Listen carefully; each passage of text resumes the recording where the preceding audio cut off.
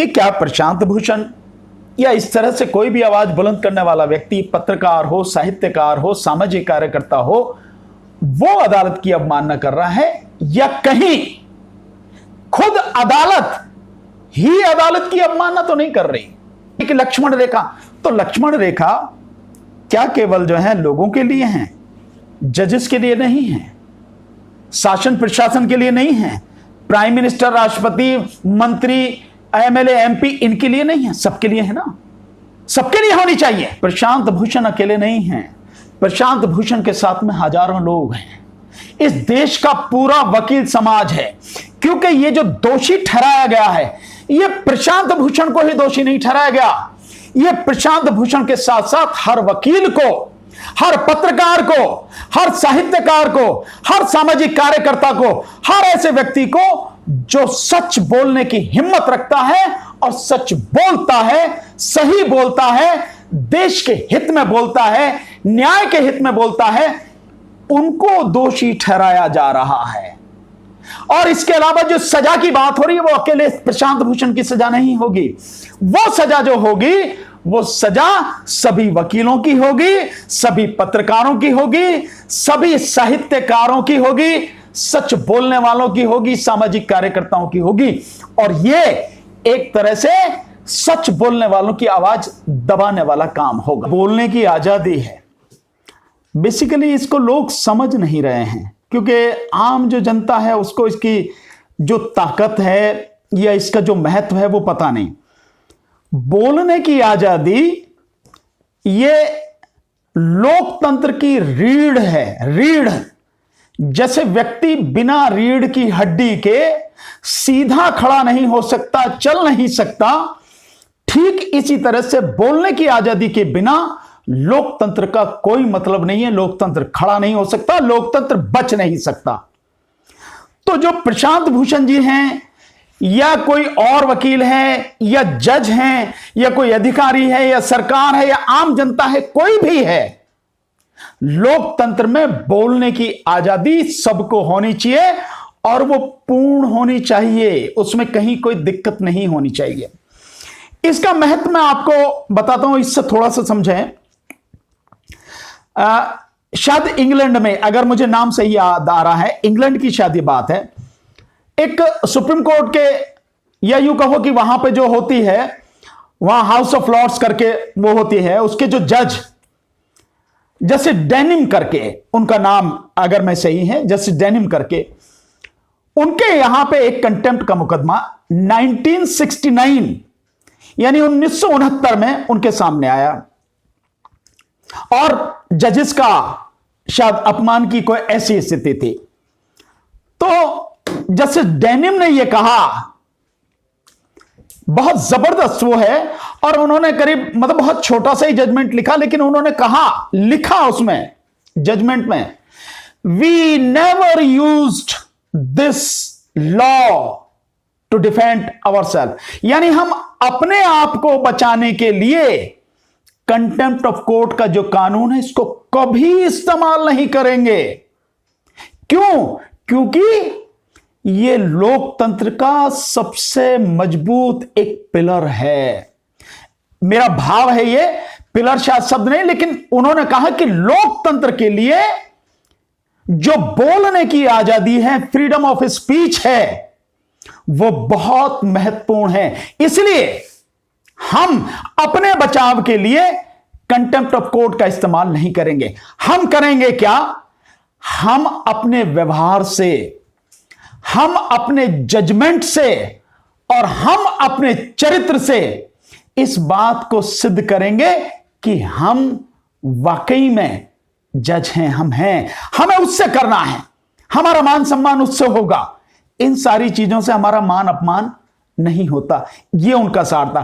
तब आप समझ लीजिए कि एक जज सबसे बड़ी अदालत का, वो ये कह रहा है कि हम कभी इसका यूज नहीं, कभी भी। और आप देखिए उसके बाद में इंग्लैंड में क्या हुआ, 2013 में कंटेम्प्ट ऑफ कोर्ट के इस कानून को उन्होंने, सरकार ने खत्म कर दिया।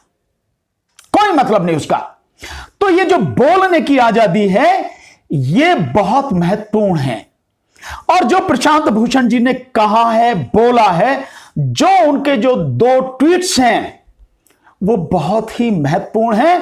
और बोलने की उस आजादी जो हमारे संविधान के अनुच्छेद 19 के तहत इस देश के सभी नागरिकों को दी गई है, वो उसके तहत आता है।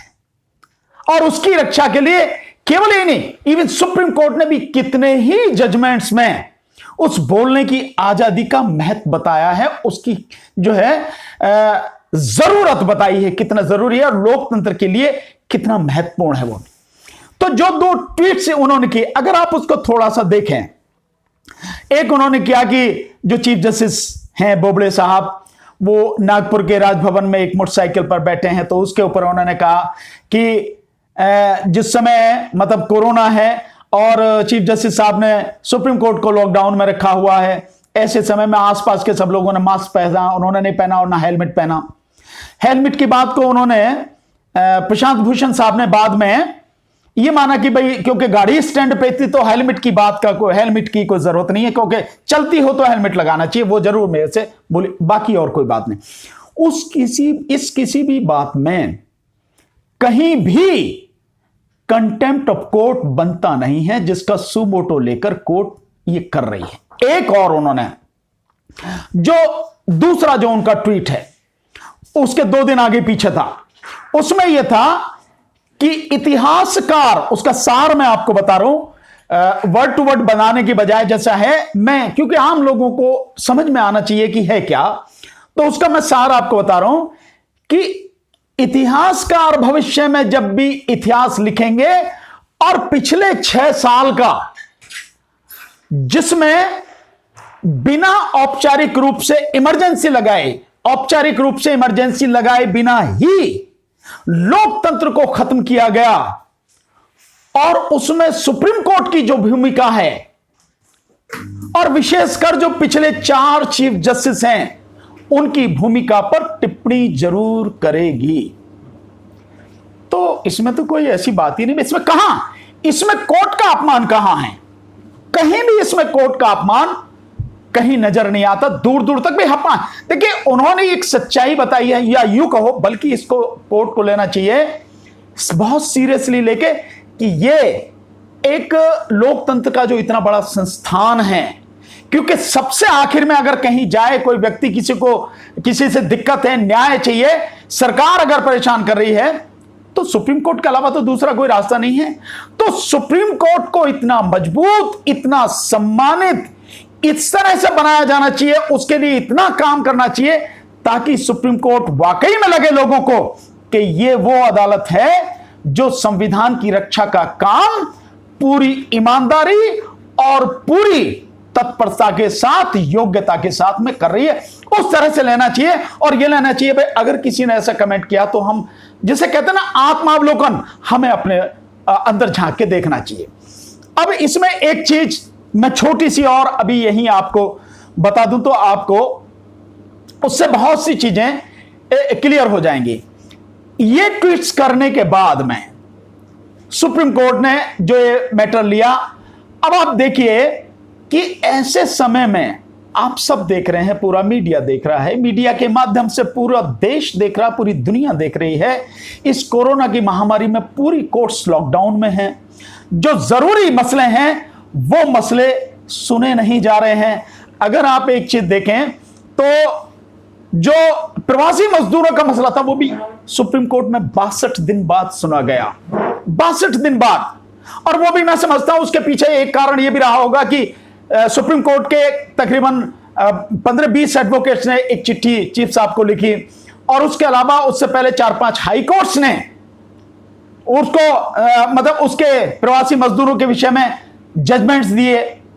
उस स्थिति में जब लगा आ जाए या देखा, तब जाके ये सारी चीजें प्रवासी मजदूरों का 62 दिन बाद वो मसला सुप्रीम कोर्ट में हुआ, जो कि बहुत पहले होना चाहिए था, क्योंकि सुप्रीम कोर्ट ज्ञान का, ताकत का एक बहुत महत्वपूर्ण संस्थान है, और उसको इसीलिए इतनी पावर दी गई है कि कहीं भी कुछ गड़बड़ हो रहा हो, सरकार कुछ गड़बड़ कर रही हो, शासन प्रशासन कुछ गड़बड़ कर रहा हो, कोई अधिकारी कर्मचारी गड़बड़ कर रहा हो, वो संविधान की और देश के लोगों की रक्षा कर सके।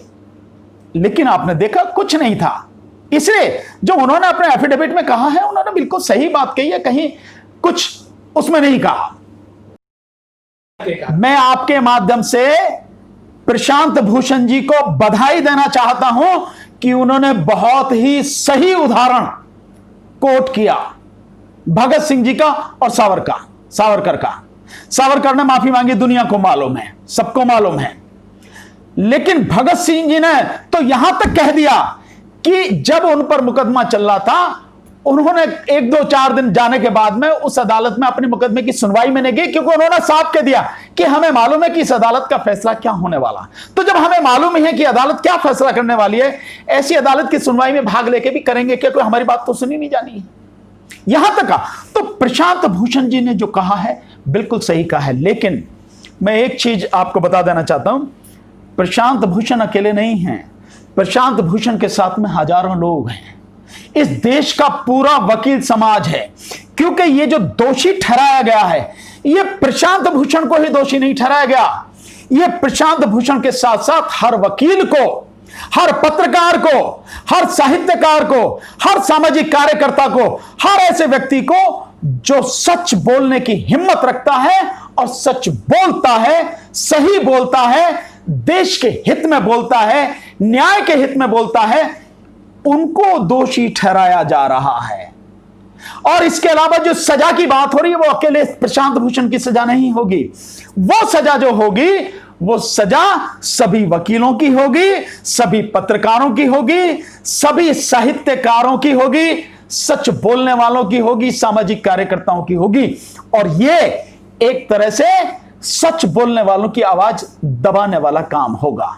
लेकिन जो मैं परसों के उससे समझ पाया हूं कि जो बहस हुई है, कोर्ट ने अब एक रास्ता निकाला है।